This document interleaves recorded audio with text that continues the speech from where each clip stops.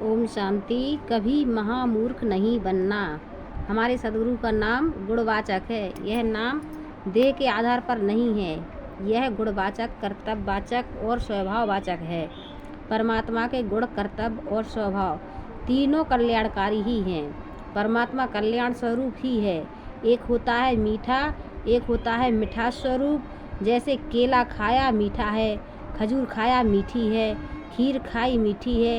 ये सब चीज़ें मीठी हैं, लेकिन मिश्री क्या है? मिश्री मिठास स्वरूप है।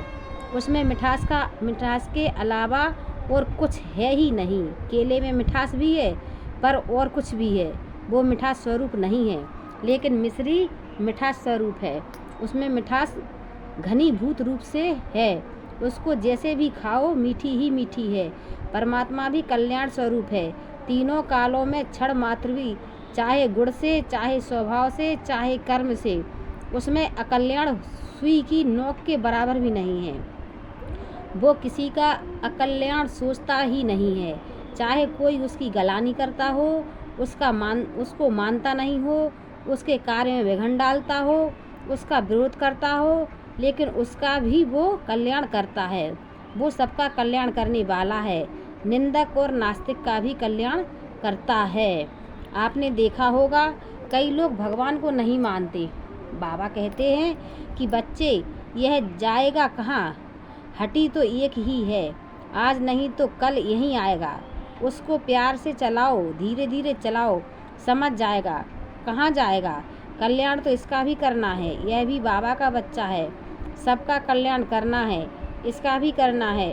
उस कल्याण स्वरूप सदगुरु की आज्ञा जो नहीं मानता, उस जैसा महामूर्ख दुनिया में कोई नहीं। महामूर्ख को देखना है तो उसको देख लो। आपने देखा होगा एक डिब्बा सा होता है, उसमें तरह तरह के चित्र दिखाते हैं। कहते हैं दिल्ली की कुतुब मीनार देखो, आगरा का ताजमहल देखो, देखने वालों को हंसाने के लिए। फिर अंत में कहते हैं उल्लू का पट्टा देख लो। बाबा कहते थे कि जैसे वहाँ कहते हैं उल्लू का पट्टा देख लो, वैसे महामूर्ख को देखना है तो यहाँ देख लो, और समझदार से समझदार को देखना है तो भी यहाँ ही देख लो।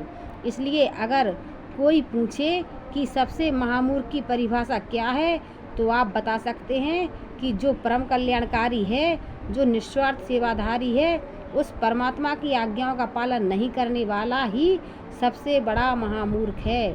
दुनिया में तो लोग कुछ लेकर ही कुछ देते हैं। दुनिया में तो लोग कुछ लेकर ही कुछ देते हैं। डॉक्टर दवाई देता है तो शुल्क लेता है। टीचर पढ़ाता है तो उसको सरकार से तनख्वाह मिलती है। दोस्त मदद करता है तो वक्त आने पर वह अपने दोस्त की से उम्मीद रखता है। सब लोग कुछ ना कुछ चाहते हैं, लेकिन यह तो कुछ भी नहीं चाहता। यह तो कहता है कि मैं तो तुम बच्चों को देने के लिए ही आया हूँ। वो हमें देने लिए आया है, भरपूर देता है, और हम उसकी बात भी नहीं मानते। तो क्या कहेंगे? यही कहेंगे ना, उस जैसा महामूर्ख और कोई है नहीं संसार में।